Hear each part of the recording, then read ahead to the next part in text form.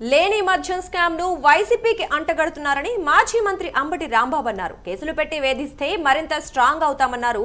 పోలీసులను ఉసుగొలిపి వైసీపీ నేతలను వేధిస్తున్నారని, అరెస్టులు చేస్తే బెదిరేది లేదని అంబటి రాంబాబు అన్నారు. కేసులు పెడుతున్నారు, మాట్లాడితే కేసు, ఈ కేసులో బెయిల్ వస్తే ఇంకో కేసు పెడతారు. ఎమ్మటే బెయిల్ పూచీకత్తులు సమర్పించక ముందే మనం ఇంకో కేసు పెడతారు. దానిలో మళ్ళీ పీటీ వారెంట్ పెట్టి రిమాండ్ పెట్టమంటారు. You are managing all these things. Police వ్యవస్థను గుప్పిట్లో పెట్టుకొని ఇలాంటి దుర్మార్గమైనటువంటి కార్యక్రమాలు ఇవాళ చేస్తున్నారు.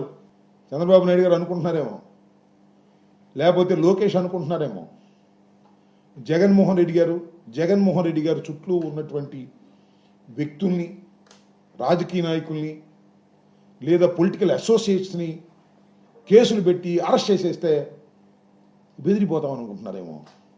బెదర్రని మనం చేస్తున్నాం. స్ట్రాంగ్ అవుతాం, మరింతగా స్ట్రాంగ్ అవుతాం.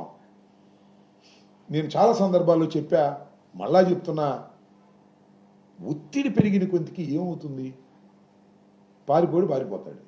ఉండోడు ఏమవుతాడు? తిరుగుబాటు వస్తుంది, ధైర్యం వస్తుంది, ఎదుర్కొనే శక్తి పెరుగుతుంది. మళ్ళా మిమ్మల్ని అందరినీ ఓడించే శక్తి రాష్ట్ర ప్రజానీకం మాకు ఇస్తారనే విషయాన్ని కూడా మీరు మర్చిపోవద్దని మనం చేస్తాం.